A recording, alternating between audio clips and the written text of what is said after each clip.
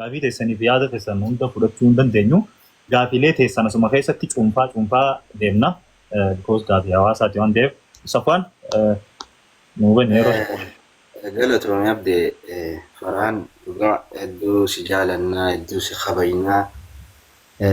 Gaafiilleen si baay'attee jirti. Gaafii gariillee gartee gaafii istiraata nama akkaastu jira.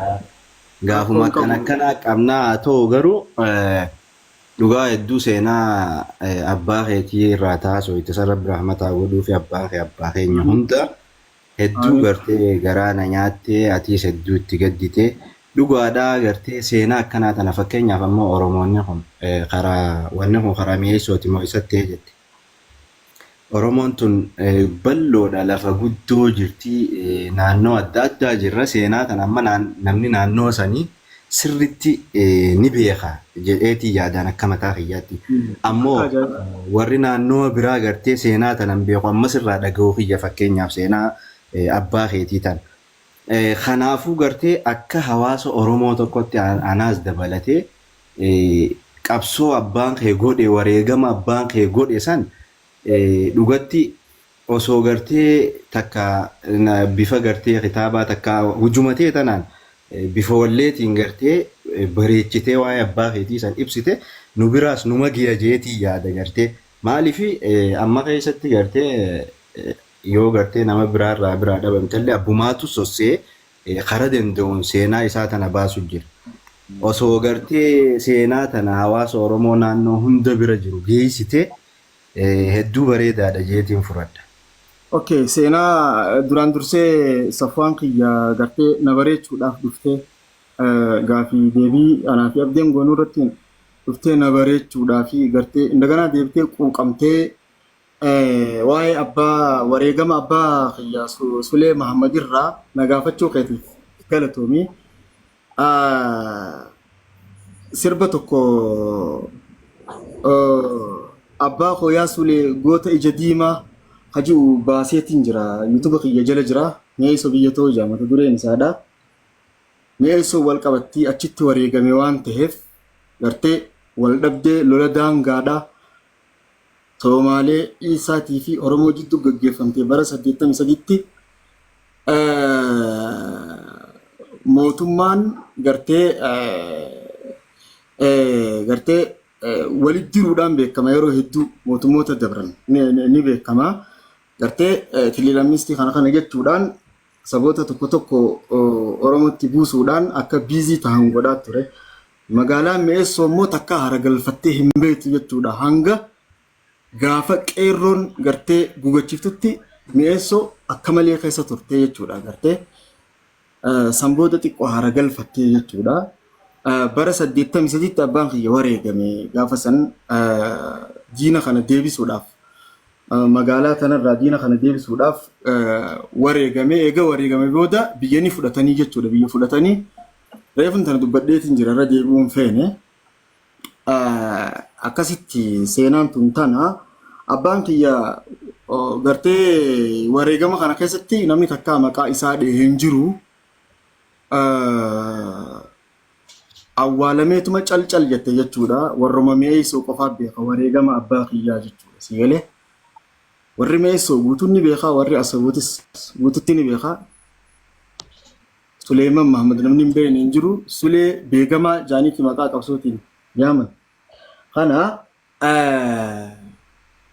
seenaa abbaa kiyyaa bal'iseen dubbanne immoo sirbaan walliseetiin jira. Fuula duraa iskiriptii barreesseetiin jira. Seenaa xiyyaa wal qabatee gartee seenaa abbaa kiyyaatii fi seenaa jireenya kiyyaa guututti fiilmaan akka qophaa'u jechuudha. Maaliif ni danda'ama amma baasii jila sana osoo hin baafne teekinooloojii AI amma dhufe kanaan fayyadamee gartee iskiriptiin qophaa'ee jira. Bifa fiilmiitiin dhiyeessuudhaaf illee sanirra ni jira. Rabbi haala fisuu yeroo dhiyoo keessatti baroota muraasa keessatti ni baasaa jeetumaan eega Safwaan keenya. Gartee egaa seenaa abbaa ifiidhaa yoo daboolamtellee ilmi baasuu qabate jettuun guyyaa takkaan illee tattaafadhee numaan baasaati jettuun qaba. Abshira hedduu galatoomii Farhaan gaafii xiyyanaa deebisuu keetiif gaafii tabiraallee takka numaan qaba waa'ee artistootaa kanarratti dhugumaa artistoonni keenya keessattuu artistoonni Oromoo akka artistii wallisaa qofaa miti halaalamu qabsaawaadha. Bikka qabsootiis bu'ee gaafa gaddaatiis gartee bashannansiisaa gaafa bashannanaatiis gaafa Oromoon bochuus waliin bu'aati guyyaarraa gartee waa qopheessaa akka artistii Oromoo gizeen dubbadhu bifa saniin artii tana itti fufsiisaa dhufan dhugumaa artistoonni Oromoo yoo ka fudhannu taate harki irra guddaan isaa gartee waa harkatuu fi miti dalagaa ture jechuudha. Osoo waa harkatuu bira dhiisii ifiifuu osoo gartee waan maatii isaatu itti tajaajilu hin qabne ka'ee hawaasa kanaaf bashannansiisaa keessatti wallee san keessatti gartee dhokotee qabsoo wallee qabsoo keessatti dalagee qabsoo tana fufsiisaa deemaa turelleedha. Artistoota gurguddaa kana yoo fudhanne akkasumas dabarsanii amma Abdi Qophee gaaf takka interviyuu haadha mana isaa gootee waan hin dhagee maaliif daleeydee gartee takkaa waan kanaan biizinasa daleeydee maal jettee gizee gaafattu ilmaan Oromootiifin ilmaan kiyyaafin duwida Oromoo akaafaa akka duwidi Oromoo kun ooyiruudha. Isaan kanaani booda gartee ilmaan kiyyalleen gartee isaan kanaani naa tajaajilaman jee dubbatee artistoonni guutuu waan akkanaa dabarsaa ture. Tagaafa sanii akkasii miidiyaan akka ammaa kanatti isin jiru wanni hundi akka ammaa kanatti hin babal'anne ammaan tana gartee teeknooloojiinis baay'atee jira. Bifa ammaa wallee amma dura hoppirra daleedena fakkaata.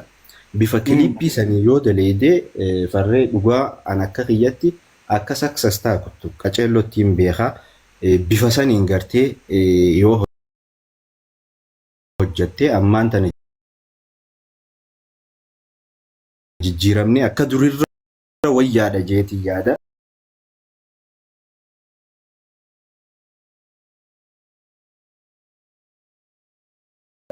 Akka artistootaattis maaliif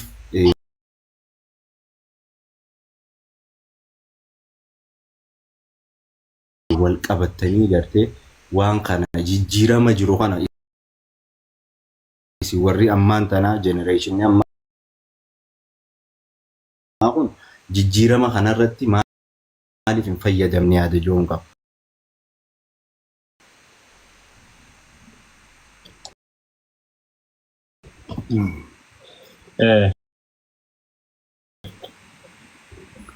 Reefun tana bare ija bitarraa gara ija mirgatti mootummaadhaan nu garagalchii yoo carraa argamtee fayyattuu irratti deebiseetiin ture beekta. Nuti wanna kana godhuu hin dandeenyu. Gartee akka artirraa fayyadamuu dandeessanii wanna kana maangoonii jechuu kan keetimi.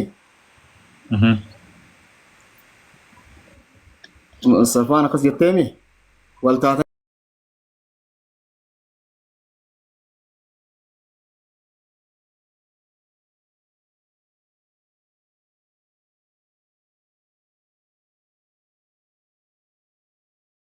Miskiina hedduu gargaaruu danda'anii aartiin waa hedduudha daleeddi. Biyyoota garaagaraa Turkii fakkeenya fudhachuu dandeenya, Hindii fudhachuu dandeenya. Kanaaf biyyaaf shoora guddaa taphatti. Kanaaf mootummaan dhaabuu wanna kana sirreessuu danda'a. Nuti sirreessuu hin dandeenyu. Aarsansiidhaa wajjin ka diil godhee wanna kana monetization akka biyya kana deebi'u ka godhuu danda'u mootummaadhaa nuti itti barbaadeeti. Thank you. Safwaan fi farreen gaafii fi deebii sasaniif galatoomaa diinaa oliif carraa kana diinaa ol nu gabaabsi. Gaafii innilleen yeroo akka gabaabsee deebisutti because saa dheeraa asirra taa'u jira dalagaa dhiisee dadhabsiisne diinaa ol nu gabaabsi gaafii tantee itti nuufuu fi because manni guutuudhaan garee fuuna nyaachuu qofaa fi aanaa dhaggeeffachuu jiru diinaa ol jaanii diinaa ol asimaanuu nama jabaa hawaasa isaa karaa miidiyaatiin tajaajilu jiru. Asumaanuu akka hordoftonis dhaamsaqiyyaa itti muuf diinaa ol. Assalamu alaikum warahmatullahi wabarakatuh. Ndi khaisan akkam jirtan? Waalaikum salaam warahmatullahi wabarakatuh. Diinaa ol kiyya akkam nagaa fayyaa. Aboo harree kiyya gaa si jala taayitiin si hordofaa ture jalqabaa kaaseen qaxumuraatti ammoo carraan boodara nagee ajaa'iba waan si ta'u. Inumaatu baga boodara nagee maaliif gartee waan silaa ati dubbachuu sodaatte hedduu taniin silaa boodara tuttuqee bira kutu barbaadutu jira. Ana booda namni kan dhufee gaafii gaafatullee hin barbaadu maaliif nu duraa balleessa waan ta'eef. Wallaahi hedduu galatoome rabbi umrii si yaadee reessu abdeelleen hedduu ulfaadhu asirratti kana sagantaa bareedu tana qopheessitee nama hedduu of eeruu feetiifi. Duba gaafarree kiyya ani haasawa hin dheereessu abdeelleen jabu wayi waate akkuma duraatiifi. Akkana Rakkoon qabu booda'aanuun kan keetis rakkoon qabu ati maashiidha. Ni beektaa obboleessa kiyyaa. Boodarra yoo antellee rakkoon qabu. Boodarra aanuun numaatu gaarii jeetiin jira bara. Innaa akkasii warri mana kana daawwachaa jirtan hundinuu galatoomaa faraan baddeessaa durillee namni hedduun ni beektanii.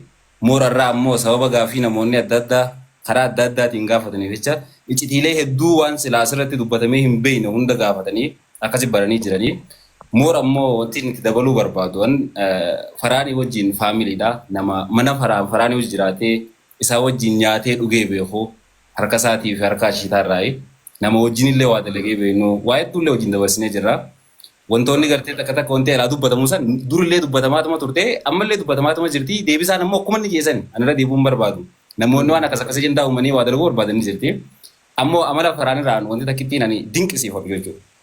Halaalarraa wal beekaa turre mana isaatti ammoo wal agarree wajjin nyaannee wajjin duwinee amala faraanirraa wanti ani hedduu dinqisiifadhu. Faraanii hanga namni alaa jaalatu kana caalaa hoggaatti dhiyaatte faraan jaalatu.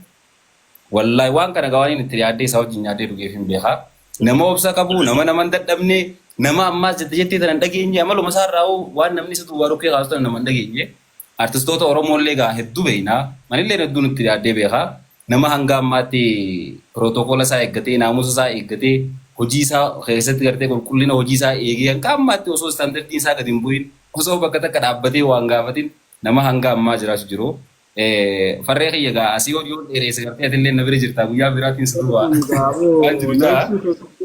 Mana kiyya dhuftee na wajjin jiraattee istiidiyoo tiyya keessatti na wajjin walaleessitee na wajjin yedaleessitee na wajjin gangalattee qaaxiraa na wajjin bultee haala kiyya bartee jaalala kiyya bartee waan hin jibbus bartee na biraa deemtee arragaa atilleen nama guddaa naa taateetiin si arkee naa jabaattee jabaa Oromoon qabdu keessaa tokko taatee mul'attee jira garaan waanuu gammachuu guddaan qabaa ulfaadhu gaadiidhaan argee. Waan wajjin walaleessitee itti irratti wayii yaadadhe gaafa sirba kee murtu guutoo wana walaleessaa turre qindeessaa turre sanii galgala tokko gartee nama guddaa ta'u waggeessuudhaaf bakka wayii deemnee wajjin osoo sagantaa irra jirru. Halkan guutuu wajjin bashannanaa bulleetuma ganama hoggaa mana sanii deemne mataan nu hunda bakka takka farree waan sanan gaa ammaan tagaddo dhukkubbii mataa sanii manni guutuun kana dhukkubee istiidiyoo Ibraahim Sa'iditti jechuudha. Wallee dalaguu deemnellee hadisnee biraa deemne. Wallaahi biyyaa sana. Reefu mudannoo san himta jeetiin eegaa ture hoggaa mudannoo abdeen si gaafatu. Guyyaa tokko keessatti nama torba musaddeen mataan bakka takkatti nu dhukkubeen hundaa'u mana sanii yaane maal akka ta'e immoo guyyaa sanan qaaraa naaf hin galle. Asala. Wallahi We don't know. Maal akka ta'e hin beekne. Ganama hoggaa nu hundinuu mataa kana buusaa galle. Ajaa'iba guyyaa sana. Innaa akkasii farree kiyyaa haasawoon dheeressu ati gaafii takkaan seeqaas gaafii takka asirratti. Artistoota Oromoo keessaa gartee namni yeroo dheertuu hojii aartii kana irratti lafaa jiru.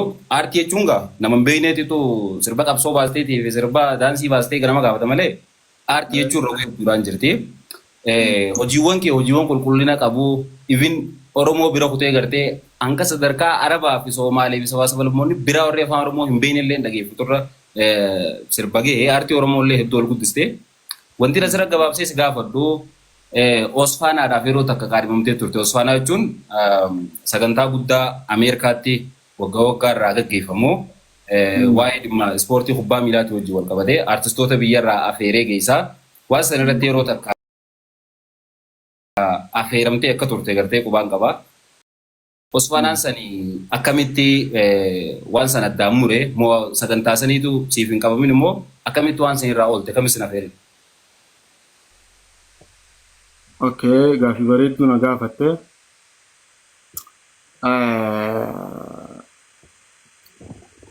Abiyyi dhiyoon tana maal jee osoo man tiktooka laaquutiin harkee onna sanii biyya miskiinaa keessatti jee yoo maatiin tantee tujjaara taatee nama si gargaaru qabaattee jireenya bareedaa jiraattellee ati miskiinaa sababni Ameerikaan daga jettee yoo imbaasii Ameerikaadhaa deeyitee ilmoo biyya nama biyya miskiinaa waan taateef jecha imbaasiin Ameerikaadhaa siin dabarsuu jedhe. Kanaaf Osfaanaan haa galatoomu irra deddeebi'ee natti ergaa ture jechuudha. Imbaasiin Ameerikaadhaa immoo na darbee jechuudha. Kana imbaasii Ameerikaatiin na kuffisee carraa biraatis hoggaa naa laatan deebi'ee carraa saniif fayyadamee ammas illee numan dhiyaadhaa jechuudha. Gama isaaniitiin warra Osfaanaadhaa wanni koomadhu hin jirtu jechuudha. Haa galatoomani hooggantoonni Osfaanaadhaa. Takkaana jalaa nafne ammallee naa ergaa jiranii fuula durallee na gargaaranii imbaasiin Ameerikaa carraa nuu kannee ulaagaa guuttannee dabarre taanaan hawaasa Oromoo bal'aa ummata jaalalaa sanirra dhayinee taalentii teenya agarsiisuudhaaf fuula durallee qophiidha jechuudha. Nama kumaa fi 500 daawwachaa jiru kana keessaa isaan bira guyyaa waan taateef toorri nama 500 olii namachi jiru jeetii yaada. Hooggantoonni Osfaanaallee waan kana dhageeffachaa jiranii bakka imbaasii Itoophiyaatiif maal gartee taasisa dura dhaabbataniillee isaan walqixxeessuu ni danda'an akka godhaniiti. Asumaaduu amata faraan Osfaanaa irratti akka agarru abdii qabna. Warree kiyya gaa hedduu galatoome asirratti si harkadhee isiin kallattiin hawaasa duratti si dubbisuu kiyyaa fi sagantaaleen gama xumuraarra waan taateef asumattiin gabaabsaaf ta'e galatooma ayyee. Galatoomii Diinaa Olii fi Safwaan dhuftanii hirmaannaa keessaniif gaafii teessaniif galatoomaa ulfaadhaa isin jala naa turaa naaf karaa walitti dhaammanneetii wal gaggeessinaa nagaa naa turaa. Thank you ayyee galatooma ulfaadhaa. Farree walitti deebina yeroo dheeraa booda gaafiin an akkanatti sa'a dheeraa turran jenne yoo xiqqaate sa'a takkaa fi daqiiqa 20 turre qofa jeetiin dhufe jaalaltee hawaasni si qabu immoo sa'aadhaan hin daangeffamne dheeraadha. Even namoota as jala yeruma carraa takka jiru jiranii asumaan of kolchaa jennaanii yaada keetii irra dhaabne yaada kan kee itti nufuufiiti dhumarratti mana nu bareechii akkasitti adda ba'an. Asirratti immoo osoo fitin dura waan takkaan jaa waa'ee reefum tana achi gala giiftii maal jaanii barreessu turanii ani yeroon laayivii seene fuul durallee isiniifin hima keessummaa kiyyaafillee giiftii kannaa jee isinin kadhadhu yoo isinitti tolee giiftii fedhinnaa keessan inni kannitanii fi anaaf immoo taaphumaa fi sheer akka iskiriinii nan qabne gootanii fuul durallee waa takka ifin badhaasan isinii qopheessaan maallaqa kiyyaanii fuul dura hawaasaaf ifin badhaasotaa fi faraan faa immoo wallistoota faraanillee nama akkasiitii miti nama isin gaafatu miti isin gaafateet isin beeku fedhinnaa keessanii namni dasisa jee keessaanillee waan dasisa jee godhuufii danda'a. Asirratti immoo nuti giiftii faraanii kannaa jennee inuma never ever isin gaafannu fanan isin beekufadha koomantii reefu tanaa akkuu ture galatoomi farree itti fufeeti. Galatoomi waama giiftii jamsanaa hin beeku waan akkam akka taatee ammaan sirraa dhaga'uu jira waan akkamii hin beeku yeroo hedduu xiqqaa kan fayyadamu gamanumaan dubbadde reefu tanaa uummata akkaan hawaasa fayyadaruun barbaadin jee kan akkana bira dabarra dhaamsiin hin qabu maal irratti dhaamne turre. Uummata kanaaf dhaamsa waliigalaa maal qabdaa hawaasa si daawwachuu jiruu fi warreen wanni riikoordii ta'ee bira gahuuf hawaasa si jaalatu kanaaf maal dhaamtaaf walumaa gala cuunfitee fi dhumarratti immoo jaalattu mufafeetta san ture. Irran deebi'aa jajjaboo Oromoonni qabna jettee abdatturra sheekootiin raayis haa ta'uu wallisaan raayis haa ta'uu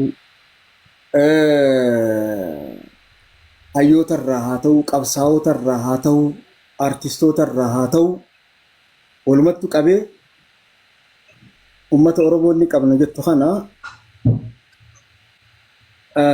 yoo gargaaruu dadhabdan isin tattaafatee keessaa bahu hayyoo lafaa keessan isin tattaafatee galmaan haa gahetu yoo gargaaruu baattan miilan jalaan haxaawinaadhaa dhiisaadhaa walitti qabee maal jechuu barbaada akka if jala nyaatu ilmoo if jala nyaatu bashoo qofa ilmi namaa if jala nama nyaatu akka bashootti ilmaan keessan if jalatti nyaatinaadhaa jechuun dhaamsa qaba. Thank you. Nyaatanii jechuutti hin jiru ilmaan keessan if jalatti nyaatinaadhaa yoo gargaaruu dadhabdan miila jalaan haxaawinaadhaa sani. Dhaamsiin lammadaa kaniin ani qabu immoo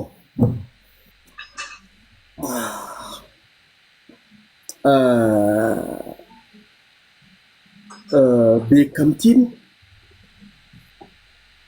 akka itti faayidaa qabdu jira, akka itti miidhaa qabdu jira. Warreen hawwii beekamtiidhaa qabuuf warra isin dura beekamerraa muuxannoo faayidaa isiin qabduu fi miidhaa isiin qabdu akka nama waa baratutti silaa bira tatta'anii haasoisanii itti seenanii gaariidhaa tajjettuun qaba. Beekamtiin bakka itti nama sheenessituu jira, bakka itti nama gammachiistuu jira. Kanaaf beekamtiidhaaf jarjaruun duratti faayidaa fi bu'aa beekamtiidhaa nama isin dura beekamerraa baradhaatiti san booda itti gaafatamummaa fudhadhaadhaa tajjettuun qaba. Kanuma haasawan ilaa ammaa haasawa keessatti kabajamaa uummata Oromoo, uummata nan jaalladhu, kana jibbuu fi kana jaalatuu fi kanatti hinaafuu fi kana kuffisuu fadhullee walumaa galatti lammii tiyyataniin irraa dhaladhee haasawan ilaa ammaa haasawa keessatti yoon dogongoree jiraadhee dhiifama naa godhaa. Miira keessa galee yoon jiraadhee xiqqoo karaa maqee jiraadhee dhiifama naa godhaadhaa. Hedduun isin jaaladhaa. Obboleeyyan kiyya, ilmaan kiyya, abbootii kiyya, hawwan kiyya hundinuu dhiifama naa godhaadhaan isin hin jaa. Xumuradhee isin jiraan gama. Ulfaadhu farree kiyya. Mee faraan irra isin haa buusu takka kam feetan mee filannoo keessaniin kam irratti isin haa darbu dhumarratti saniin adda baanaa koomantii godhaa daddafaadha. Kam feetan? Anaan reedii godhaa. Hayyee. Tokko faraan keetii tokko immoo hawaasaa lama irraa hundootu tokko firinnaa keetii tokko hawaasaa.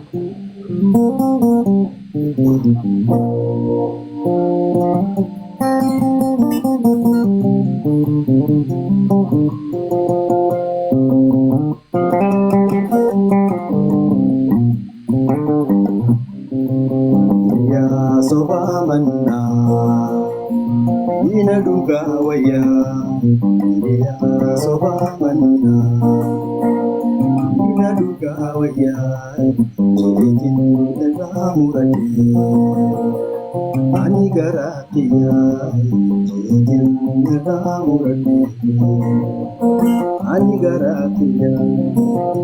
Asii janaan itti yaadee saree namaan kifatee badhaadhee bakkanni diina jaabatee allayyaa nanaa godhee alloora naafatee osoo ni gaarii siyaatee qoricha naa godhee dagaraa koo barsiisee afni deessaanuma.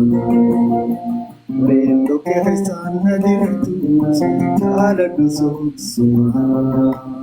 Ubaaf nyaachuun ta'uu ta'eef bu'aa waan an qabdu. Ishee namiyaa barreeffamuu harcatteen haayatu. Hiriyaa sobaa mannaa ina dhugaa wayyaa. Hiriyaa sobaa mannaa ina dhugaa wayyaa. Wow. Thank you farree galatoomii. No manni boodan manni keenya gara laafaa bakka gadhiisan waan bashaq.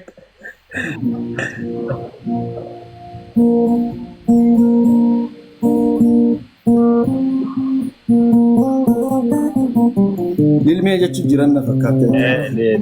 Lilmee fi wanna jaan caayaa jaalalaa jaanisi. Moo sakayyoo jaala sakayyoos jaan sakayyoo.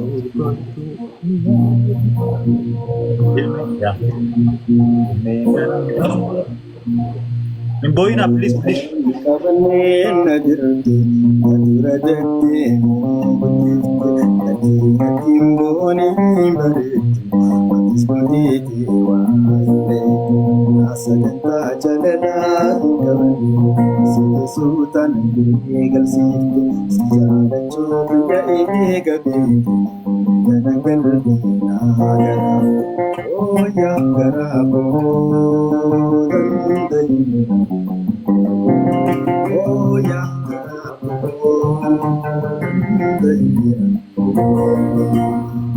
suma sire sura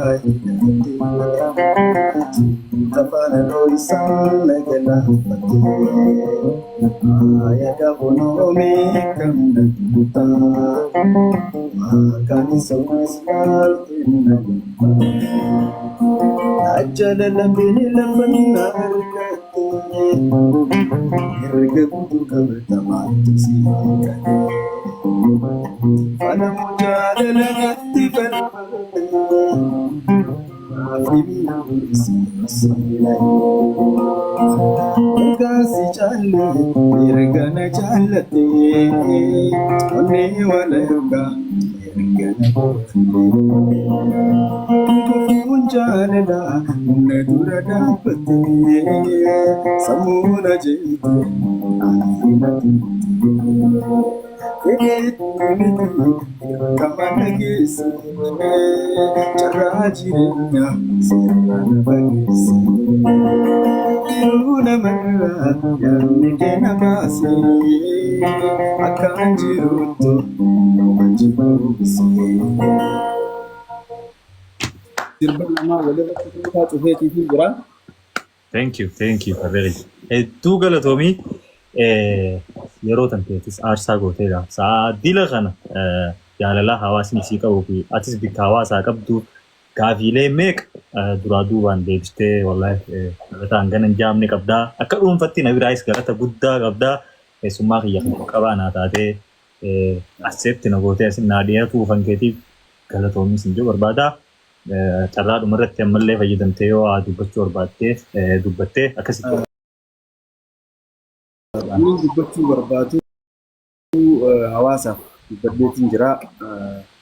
Hawaasa kiyya nin jaaladhaa, nin abdadhaa, jijjiiramni fuula dura ni dhufeetii yaada wanta ilaa ammaa haasofnu kanarraa tanin siin jechuu barbaadu ati immoo hawaasaan siifin dhaamee si biraa deema. Abdii show Instagramaa fi YouTube irra ture amma immoo hawaasni hedduminaan namni hedduminaan argamu TikTok irra waan ta'eef gara TikTok dhufee jira. Gartee gaaffii fi deebii wallistoota qofaa miti dhiyeessitu hayyoota namoota garaagaraa namoota Oromoo ni qabna jettu akka dhiyeessitu abdii guddaadhaan sirraa qaba jechuudha. Namuu jechuudha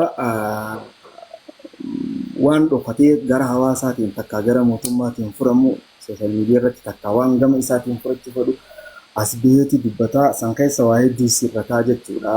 Kanaaf nama hedduudhaaf falataa jeetiin yaada. Wanta kana irratti qophii bashannanaa qofa osoo hin taane namoota harka qalleeyyii carraa isaan asirra itti dhufanii itti gargaaramuu danda'aniif illee silaa carraa akkasitti naa kan ta'eef illee niin fadha fuula dura namootuma waliin hayyoota jajjaboo akkanuma dhiyeessu kana keessa jidduu miskiina tokko silaa dhiyeessite carraa miskiinni asirratti itti fayyadamuu danda'u yoo dhiyeessite gammachuu itti danda'u jechuudha. Jabaadhu ani waa hedduudhaan sirraa eeggadha ganaa ati ilma xiqqaadha waa hedduu daleedaa carraa naa kannitee sagantaa jalqaba irratti carraa naa kannitee gartee miidiyaan kan kee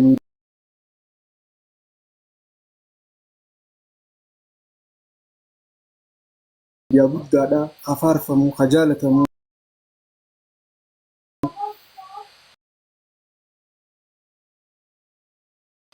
carraa naa kannuu keeti ani sirriitti carraa akkatti xiyyaaf illee galatoomiin sin ja'ati jabaa keenya sin jaaladha. Thank you uummata Oromoo naa galatooma.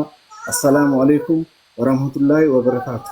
Waalaikum salaam warahmatullahi wabarakatuh. Farree keenya inshallah sagantaa biraa bareedduun walitti deebina yoo rabbi ta'ee yoo rabbi katolchu ta'e immoo farree sarpiraayis addaatiin faraanii wajjin hawaasni wal agartanii yoo rabbi ta'ee waan ammaan tana himamuu miti waan bareedaa takkaan inshallah yeroo muraasa booda farree bikka ajaa'ibatti samii gubbatti haa agartan taha.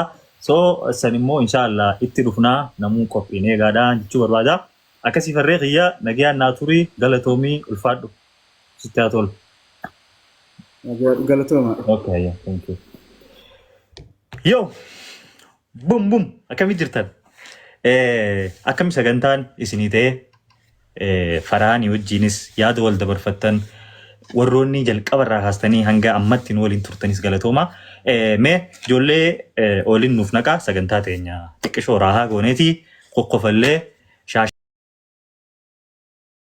jennee akkasitti adda deemna akkam jettanii sagantaan isinii teemi wayi komii qabdanii eenyuun natti hirkaaboo ishee eenyu yaa akka maakkii saniin nagaddaafuu deemti aboo hin godhu accept akka reefuun na godhu deemti takka natti hirkiti hin godhu accept anis fitte accept hin godhu aboo na dhiisi hayi hin godhu hayi hin godhu hin tuqumi akka reefu saniin ta'a aboo natti hin hirkin takka akka natti hirkiti hayi aboo mee qotaa ijoolleen wanniidha ara rabbi sodaadhu na dhiisi ishiin tun achiin na agartii qoy achiin ni mul'adhaa fi kanatti hirkituuf akkamiin natti hirku jirti aboo akkatti hirkiti hayi rabbi sodaadhu hin tuqu wayin baraadde booda beejeeti karadhaa akka reefutti maakkii karadheetiin na wayi waachistee baas hintu natti hin hirkin aboo tuqe ilaa eenyu kun inde hin tuqu angguba awa anak kami tayo wallahi kan Arab shan randis tu ati. abo Boa Epson narrata. tu Safwan Guca kabate sih gujira. Eenyuun Epson dilas jala ada ke jawaban nak kun jala ture lega. boodee masi Gaafii qabatee onnoo asii dhufee naquu didde. maqaa jijjiirratee dhufe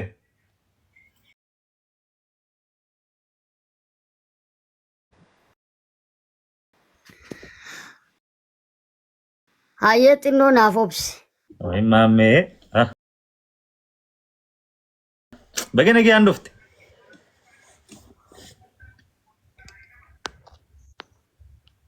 Safwan Ibsu ol galchime. deemtee raftu Hai maaf irraa nagalchuu feeta qoy. Wayii ol nagalchuu feeta. eegaa nurraa deemaa isin warri jaartii qabu hunde hai ibsuu fi Safwan maal hojii karas jala rabbi sodaadha deemaa rafa si ibsullee jala baasi atillee deemas jala deem rafi mee ummofnaan as jala jirtu ummofnaan isin naqa yookiin mee qoy hin barbaada Raftee jirti dis. maa bilbiluun deemu wallaaluuf hin deema akka reefu as jala jirti Reefu ba.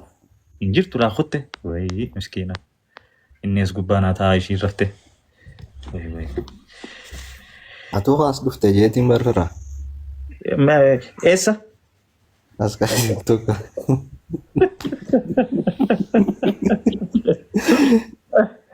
caaltuu okay Safwaan narraa deem nama naqachuu deema ati hin taatu nu wajjin bey narraa baasaa Safwaan kan Abdee yoo maammee Akamat.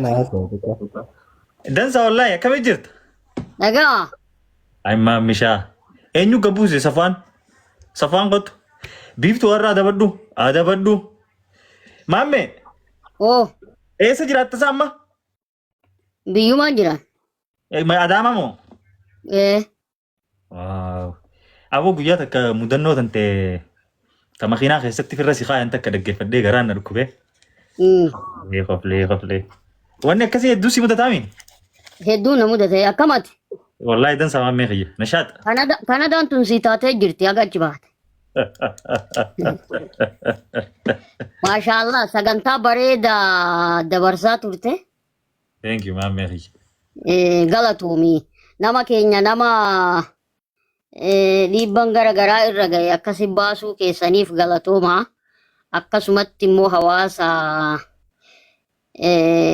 keenya cinaa dhaabachuun keessanillee waan nama boonsuu baay'ee isiniin boonna itti nuufufaa jechuu barbaada.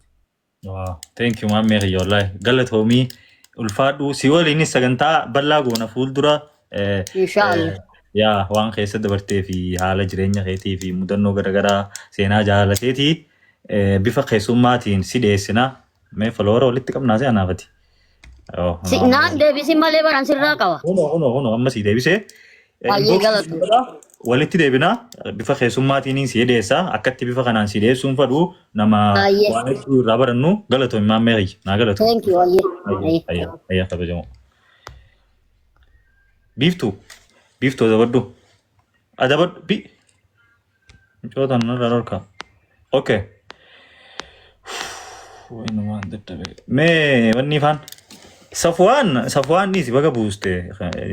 Saatan singilii wajjin maal nu wajjin godhe inni. Hoo biiftuu hottu. Safwaan maal nu biraa godha mee warri jaartii qabu. Viidiyoo banadhu. Biifaa viidiyoo banu. Wayne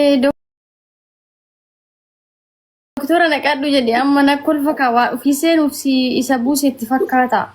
Baga buuste baga narraa buuste kattaan na gubee keessaanis na gubee keessaan saa 24 wajjaasaa. Singili warri hin taane deema. Baga buuste kana haarafu Deemi rafi. rafi Safwaan deemeeti. Viidiyoo bani gaa akka inni hojjaatu taatoo. Qoy kaabanaan jira shaarbii sirreeffachaan jira. Caaltuun takka afaan eessa jiran si? Hin jiran eessa? Caaltuu ni jirtaa?